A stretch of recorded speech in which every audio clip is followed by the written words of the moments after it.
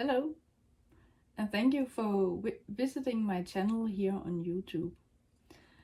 First off, I will tell you a bit about me. I love a lot of things, but mainly I love reading, writing, playing computer games, and listening to music. I'm a Danish woman in my early 40s. I live in Denmark with my boyfriend, who's a kind of a tech guy. He likes the hardware part of computers as well as software, and I like software and gaming. He's into gaming as well, so that's one of the hobbies we have in common. I'm a complete and complex person, just like everyone else, and so to me it makes sense to keep all of my content on one channel. From a marketing perspective, it might be wiser to split the content into different channels based on what type of content it is, but I hope you will manage. It should be clear what each video is about from the thumbnail and the title. And I will also divide my content into playlists, so I hope that's manageable for you. This channel focuses on mainly two things. As I said in the intro, I love mainly four things, but this channel will focus on two of those things, and that's writing and gaming. Down the line, I might also make videos about music and reading, because that's what I like and love too. If I make videos about music, it will not be with clips from music, as that's copyrighted. I cannot make videos that include music, but I will talk about music, and those videos would be short. I expect them to be between 5 and 10 minutes.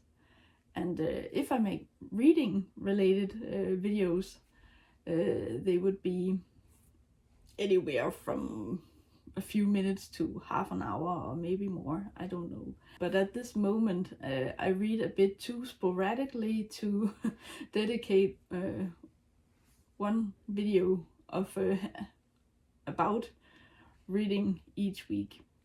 So I don't know about that. But I read a lot, but but not. Sometimes I read a lot, and sometimes I barely read anything else. My writing videos will typically be between 5 and 30 minutes long, and so far they have been quite short. This video might be a bit longer, we'll see. My gaming videos, for playthroughs, I expect them to be between 1 and 3 hours, as I have said in an earlier gaming video. Or a video that will come down the line. I haven't uploaded anything yet at this point when I'm recording this. Let's plays and speed builds would be shorter. I expect let's plays to be max 1 hour, and speed builds would probably be between 20 and 30 minutes. If you would like to see videos like let's plays and speed builds, you're welcome to comment down below and tell me what kind of videos you would like to see in relation to gaming. If I make speed build videos, it would probably mostly be from The Sims 4. I don't know if you can tell, but I've got a lot of The Sims here on this shelf. So I'm a Sims fan, and I have been for a long time. But I can also make videos from other simulation games like Insoy. And there's a new game coming out soon, I think, that will be about building. It's kind of like a mix between The Sims and House Flipper or something like that. It's called something about Architect Life, a simulation game, and that looks exciting. I have the demo, but I haven't played it yet. So far, I have done playthrough videos, and I'm still doing Horizon Forbidden West. It's a long game, so it will take some time to play till the end, but I expect future playthroughs to be shorter because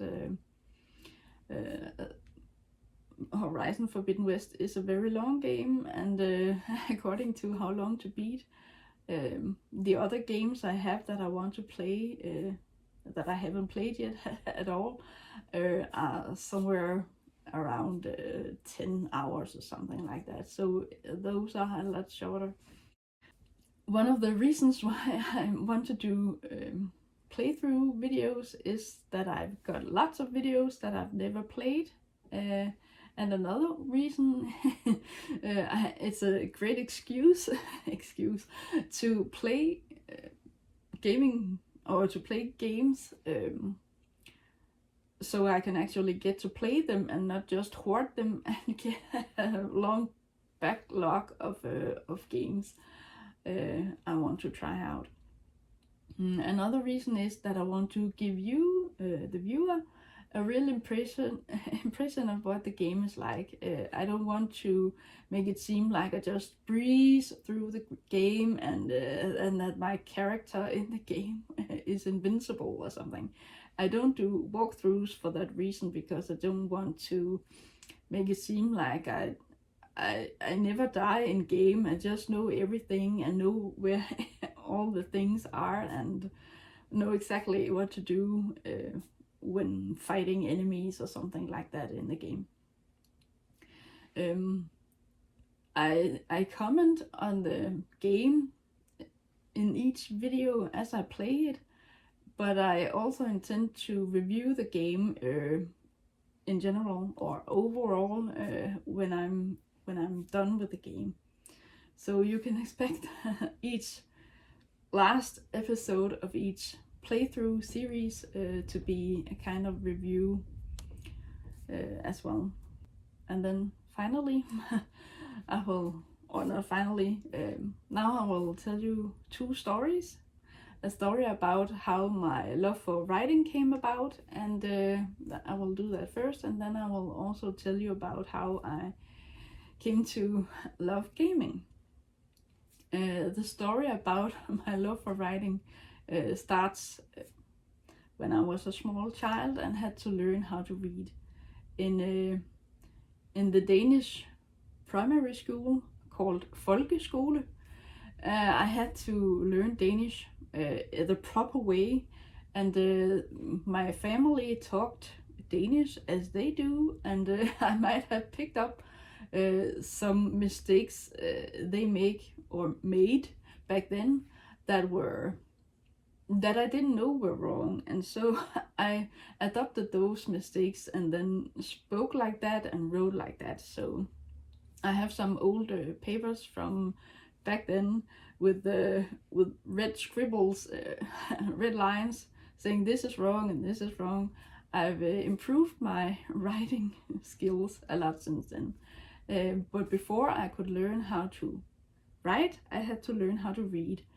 And I can remember one time when I had to read a passage from some story in Danish class.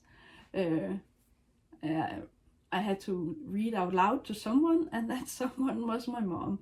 So I had to read aloud to her, and then she worried about me because I struggled to tell the difference between the most simplest words I can remember. Having a hard time telling the difference between det, der, and den. They are small words that are very similar, and I didn't know which one it was, so I just said the first one that came to mind, and that was wrong. And then I guessed on the next word, and that was wrong. And my mom was like, oh, is she never going to learn how to read? I don't know what her worry was about, but I just remember her saying, oh, this is not good. You have to learn how to read those words. I don't know what my problem is. Maybe she was worried that I would never learn how to read if I had dyslexia or something. but I don't know what it was, or I don't know if I was just lazy and didn't want to sit there and read to her, or if I really struggled to tell the difference. I had to learn how to read. And so there and then are just examples of words that I didn't know how to read. But during the course of a summer break, I taught myself how to read. I pressed on, and I think maybe it was because I didn't want to be considered dumb or something. I wanted to be able to read like others in my class, and I didn't want my mom to worry about me. So I got myself together, and and I went from struggling with simple words like this, there, and then to reading the newspaper, and that impressed my mom, and she can still remember that, and I also remember that she was proud of me. I guess I'm just the type of person who likes to impress people, not for any prize. But I wanted my mom to be proud of me, or at least not worry anymore. So either way, I learned how to read, and once I got into the habit of reading, it came naturally to me, and I loved reading. And I also read aloud to my oldest younger brother, and I was like, oh, come here, you have to sit down and listen to me while I read this story to you. And sometimes he was like, no, I don't want to do that, I want to do something else. No, just listen to this, you have to hear the chapter, and when the chapter is done you can go. Maybe that wasn't nice, but I take credit for that fact that he's also into reading and writing this day. And he also participates in events like NaNoWriMo, and he has written a lot in Danish and in English, just like me. So I think I have just a tiny bit of how do you say that? I'm a bit responsible for that, but I also take pride in the fact that he shares those same hobbies. So, in the primary school, I learned how to read and write, and I have gotten better over the years, and I still improve. Back then, I wrote just for fun, and the others in my class hated to having to write an essay or something. My favorite written papers were when I had to make up stuff myself and just write a story. It wasn't as much about what I wrote, but more train the ability to start a story and then put something more put more info on that, and then conclude the story. And I love writing those. And back then there was a minimum for how much you had to write. And I always went over that. And my Danish teacher was like, oh, there's never a problem with her writing too little. And as I grew up, it changed from being a minimum, you had to write at least this, then you had to write between this and this. It's also a good skill to have to reach a certain level, to write more than a few hundred words, and then max write, for example, 3 pages. So then I had a minimum and a maximum, and when I got to my bachelor and my master's degree, there was a very specific target word count, or you had to write a certain number of characters, including spaces. So you had to be within, I don't remember the exact numbers, but you had to be pretty spot on with how much you wrote. So things have changed. First you learn to write, just write all you can. And then, oh no, now you have learned how to write. Now you have to limit yourself and only write max this. So it's a good thing that you can do both. So that was my story about how I came to love reading and writing. And now the story about my love for gaming. When I grew up, we didn't have a computer at home, and I was very sad about that. The other children in my class had computers, and my friend had a computer, and she lived close to me, so we often visited each other and hung out. But I like to go to her place and hang out there, because then we could play computer games. But because she could play whenever she wanted to, it wasn't that interesting to her. So I came over to her and then, oh, can we play computer games? And she was like, no, I want to do something else. And I was like, oh, okay, then we can do something else. So I didn't have money when I was a child. It wasn't until I was a teenager or something that I earned my own money from walking a paper route. I had a paper route where I had to hand out papers and printed ads.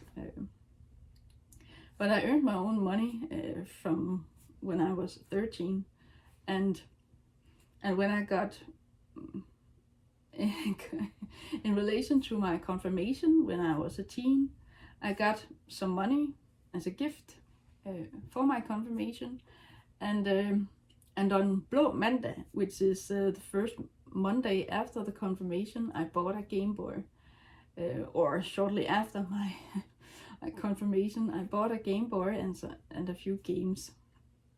And I had expected my mom and maybe my dad to be, oh, that's a waste of money. But actually, my mom was the opposite. She said, oh, it's a good idea. Then you're not just blowing your money on something that doesn't matter. So that Game Boy was a good investment to me. I've spent a lot of time playing on my Game Boy, and I actually still have that and the few games I have. I brought the Game Boy with me almost everywhere. I wasn't that social, but being a kid or a teen at a family reunion or family gathering of some sort, it wasn't always that interesting. So I just snuck away to a corner or a different room and then sat there and played on my Game Boy. So, but it was the way that I could get to play on my terms. When I got older, when I was in my late teens, we finally got a computer in my childhood home, but I was almost about to move out, and then I didn't have much use for a computer anymore, and besides, my dad wasn't very keen on me using the computer. Maybe it was because he thought or he worried that the phone bill would be too high, because when I used the computer, I went online to chat with people on dating sites and something like that. I used sites online, and that because the computer was connected via the phone line, it could make the phone bill larger. But my brothers used the computer a lot. I don't know, but my dad let them play a lot, and maybe that's because they didn't use the internet but just played on the computer.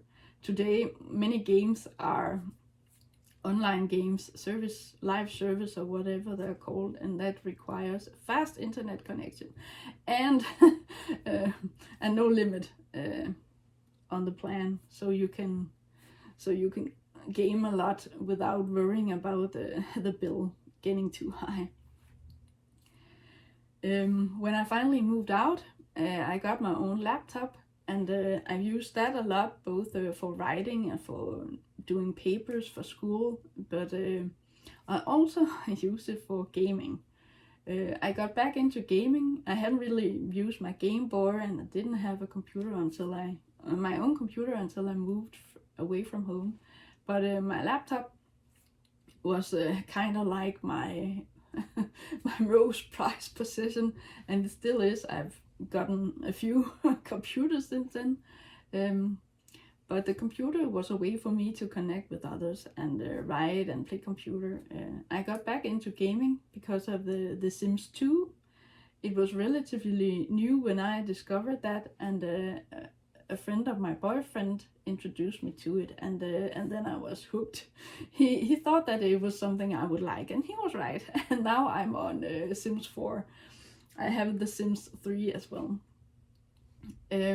Since then, I bought and played a lot of computer games. So it's one of my biggest passion, and I figured that I might as well use that to connect with others and share my experiences and talk about gaming, which I love. So I've been a YouTube user for a very long time, but I've only watched other people's videos and and just consumed the content that I fancied. So a few years ago, I thought about starting my own YouTube channel, and at first I just figured it would be about writing. But because I love writing and gaming and other things, I figured why not make a channel for more of the things that I love. And now I've finally done it. I'm a YouTuber myself, and I hope you like the content I make and that you will follow along on my journeys in relation to writing as well as gaming and maybe other things that I might make videos about in the future. But that was it for this video. I hope you liked it, and I hope you will stick around and subscribe to my channel. Until I see you next time, take care. Thank you for watching.